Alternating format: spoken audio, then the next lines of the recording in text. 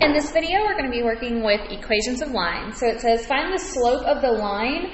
This did get cut off in the copier, so the equation is 2x plus 3y equals negative 12. This form is called standard form, so in order to find the slope, we have to put it into slope-intercept form. So the first thing we have to do is move the 2x by subtraction. Remember, you have to put it in y equals form, so we're actually solving for y in this case. So 3y equals, I'm going to go ahead and put the negative 2x in front to mimic y equals mx plus b form. Now I'm going to divide everything by 3. So y equals negative 2/3 x minus 4, and we're looking for the slope. Remember that the slope is located in front of x, but it does not include x, which means negative 2/3 is our slope for an answer of C. Number 2, same type of equation, find the slope of this line. So first thing I'm going to do is subtract x, so I'm just going to build off of this equation. So I'm left with negative 2y equals negative 1x minus 6. Divide everything by negative 2. Negative 1 divided by negative 2 reduces to a positive 1/2. Negative 6 divided by negative 2 is a positive 3. Again, the slope is in front of x, so our slope of this problem is 1/2. Option C. Number 3, if the slope of one leg of a right triangle is 1/2, what is the slope of the other? Now, it's important to note here that this is a right triangle. Well, for the triangle to be right, the lines must be perpendicular to each other. So if one of the slopes is 1/2, in order to make that perpendicular, you flip the fraction, so 2/1, and change the sign. Well, this fraction's positive, so this will be negative. Negative 2/1 reduces to negative 2, which is option A. Always make sure to reduce slope. Remember, perpendicular lines are opposite reciprocals, meaning the fractions flip and the signs change. Number 4, this says if the slope of one leg of a right triangle, again, is 3, what's the slope of the other? Same idea, right triangle, I should be thinking perpendicular. The slope of the first one is 3. What's perpendicular to that? This might be a little tricky. Remember, this is always over 1. So to make something perpendicular, I flip the fraction, 1/3, and change the sign. So negative 1/3, which is option B. Anytime you're dealing with a whole number, make sure to actually, sorry, I was moving my thing. Make sure to put it over 1 to make it a little bit easier. Number 5 is a review problem here. It says this is a graph of blank. This kind of got chopped a little weird, so I'm going to put negative 1, 0, 1, 2, 3, and 4. That way it's a little bit easier to kind of read. I know that these numbers kind of got off center, that's why I kind of rewrote those for you. All you have to do is solve for these values. So you're looking for which value gives you an answer between negative 2 and positive 4. The correct answer here is C, so what I'm going to do is just solve it because there's not a lot of space. You can zoom out just a little, I guess. So there's not a ton of space here, so I'm just going to solve the correct answer, which is C. So to solve this problem, the absolute value is isolated, which means that one of the equations I write exactly the same. And the other equation, I flip the inequality and change the sign. So to solve, I add 1, so I get x is less than 4. Add 1 here, I would get x is greater than negative 2. Well, greater than negative 2, but less than 4, this is the correct solution. And that's just a review from the first or second chapter. All right, solve this one. Now this is not an inequality, so I am going to write my 2 problems. However, on the second one, I can't flip an equal sign, so I'm just going to change that to a negative 10. So adding 4 would give me 14. Dividing by 2 would give me 7.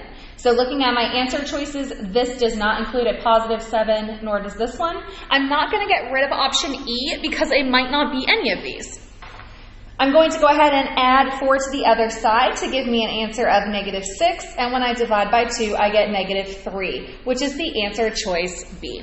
Notice the difference between these two problems. Remember, if it's an absolute value inequality, you have to flip the inequality and change the sign. If it's just an equal sign, you just change the part that's after. You can't flip an inequality, or an equal sign, sorry. So inequality, not 0, raised to the power 0, again, that got chopped off, equals what? Basically, it's just saying some number raised to the 0 power, that always equals 1. So that is from chapter 1 where we talked about exponents. Number 8, move this up a little. Number 8, solve this inequality. So I'm going to go ahead and write that down. So 2x minus 3 is greater than 11. Adding 3, I would get 2x is greater than 14. Dividing by 2, and notice it's a positive, so I don't have to flip my inequality, gives us an answer of B. All right, back to some graphing. We want to know the y-intercept. Well, the only way to know the y-intercept is to put it in slope-intercept form. So I'm going to move the 2x by subtracting. So y equals -2x plus 5. The y-intercept is +5. Remember, the equation is y equals mx plus b, where the value of b represents the y-intercept. All right, the slope of this line is what? Well, this is being divided by 2, so we could actually rewrite this like this. So that would mean to clear this fraction, I would have to multiply everything by 2. Canceling here. 2 times x is 2x, 2 times 4 is +8. Our slope is always in front of the x value, so our slope is 2, option D. Number 11, what is the slope of a line parallel to the line shown? Well, the slope of this line is -1/2. That's in front of x, and if it's parallel, that means that the slope is the same. So the slope has to be option B, -1/2. Parallel means the slope doesn't change. Number 12, what is the slope of a line perpendicular, so I should be thinking opposite reciprocal, to 3x minus 2y equals 0? Well, I can't determine the slope until I know what the y equals mx plus b is. So I'm going to go ahead and subtract 3x to the other side. I get -2y equals -3x. I'm not going to waste my time and put +0 because what's the point? I'm going to divide both sides by -2. -3 over -2 reduces to 3/2 x. So this is actually the equation of the original line. So 3/2 x. Or 3 over 2x. So it's not D, because to make something perpendicular, remember it's opposite reciprocal. So I must flip the fraction, so it becomes 2 over 3. But also, again, the answer is not C. Every line has a slope. That is a stupid, choice. Every line has a slope. If it is linear, it has slope. And then I must change the sign. So this is a +3 over 2, and this now becomes a -2 over 3. Fractions flip, signs change. Option B. Okay, let's continue on to the back. Go ahead and pull that up. All right, number 13. Find the slope of this line. The slope is not 1,000, so we do need to solve for y. So y equals +1,000. Anything that is linear always has slope. Okay? If you're graphing parabolas, things like that, that doesn't necessarily have slope. It has direction. Whereas if it is linear, it will have a slope. Well, y equals 1,000. It's not 1,000. That is not the slope. Think of this as y equals a number. To graph y equals 1,000, I'm going to go on the y-axis to 1,000, and then I graph this direction. Remember the trick? This slope is horizontal, which means the slope is 0. A Z for 0. All right, which of the following lines does not have a slope up to 2 over 3? Now, this can get kind of messy. You have to solve for y in all of these problems. So I'm going to jump to option C, which is the correct answer, just to save us time. So in order to solve for y, I'm going to write the equation up here. Going to subtract 2x. So 3y equals negative 2x plus 9. Got ahead of myself. Divide everything by 3, and you can clearly see when I divide by 3, I get a slope of negative 2/3, which is not 2 over 3. So they're banking on the fact that when you move the 2x that you'll add it instead of subtract it, which is not true. That's not what we do. Number 15, find the equation of a line that passes through 2, negative 3, and is perpendicular to 2x minus y equals 10. So the first thing that I'm going to do, let's see here, how did I do this problem?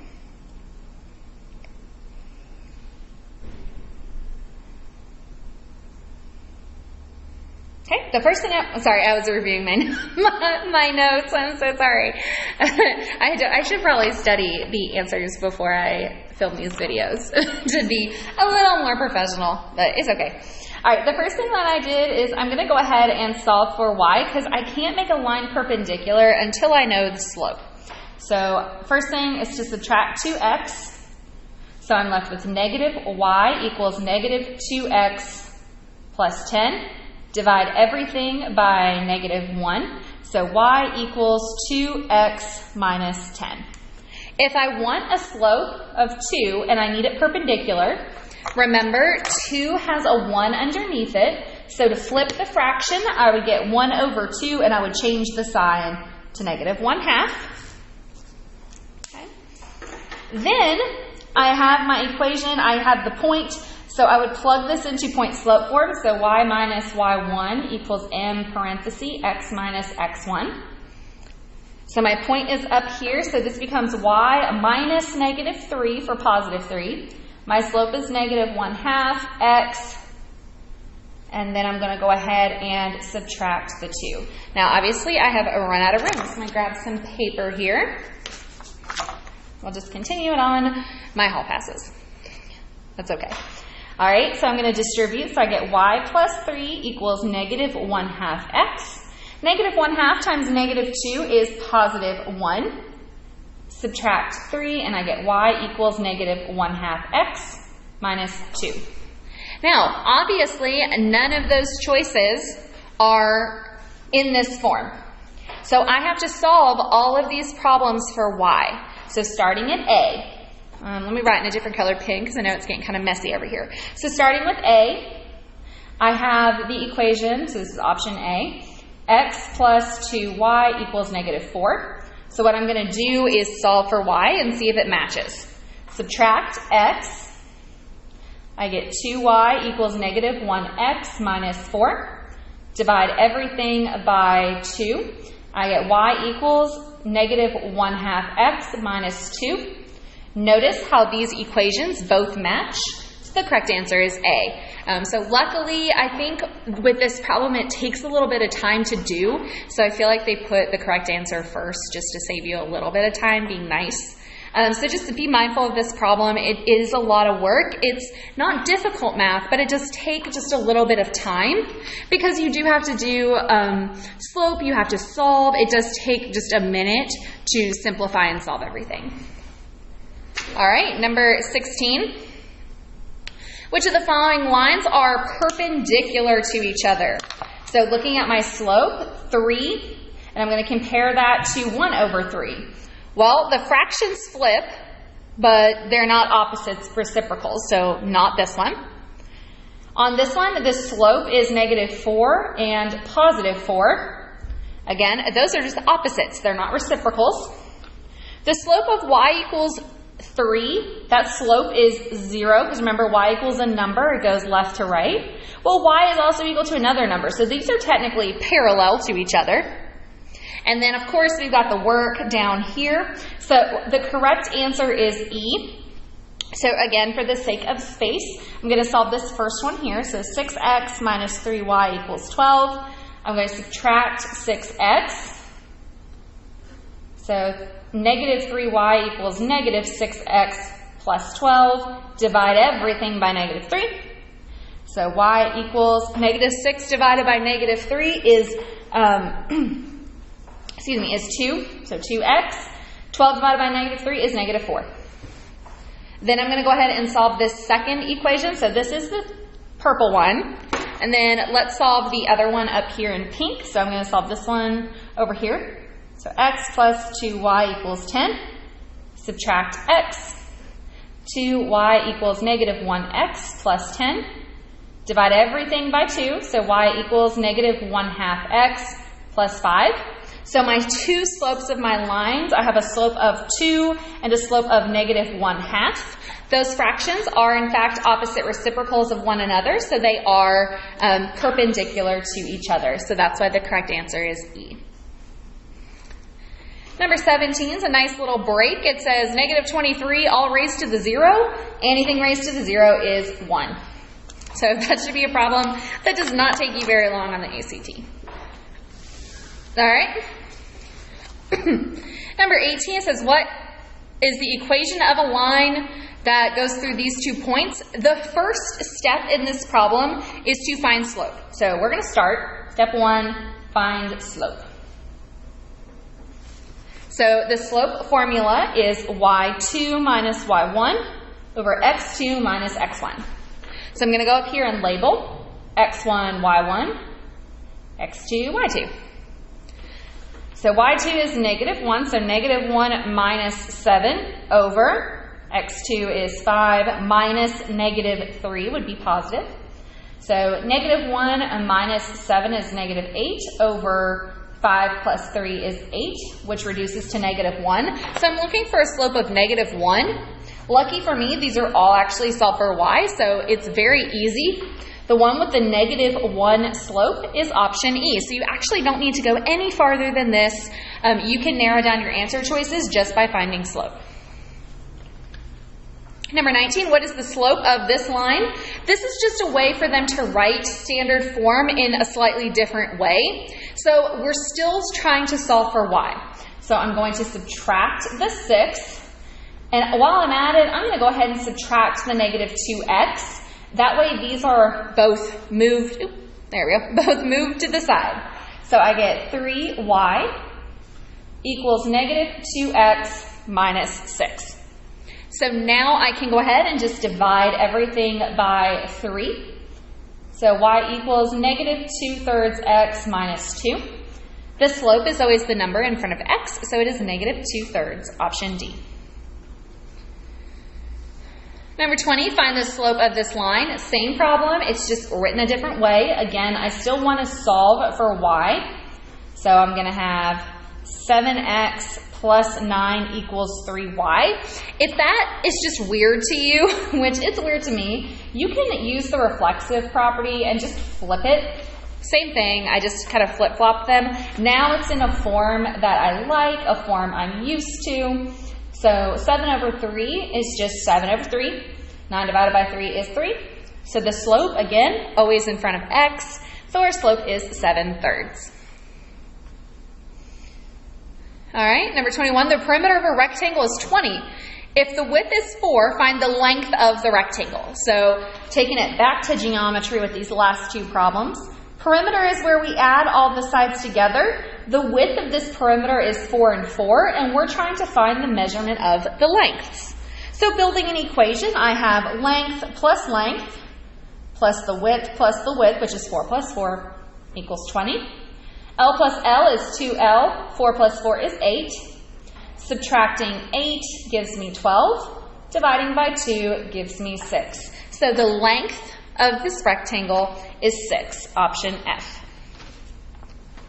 And the very last one, find the area of the figure. In this problem, we definitely don't have a nice formula to find the area of that shape, so I'm going to break it up. So this one, instead of it being 10 up here, it's not going to be 10. So to find the area of this shape, length times width, so 7 times 7 is 49. And over here, I just have a 3.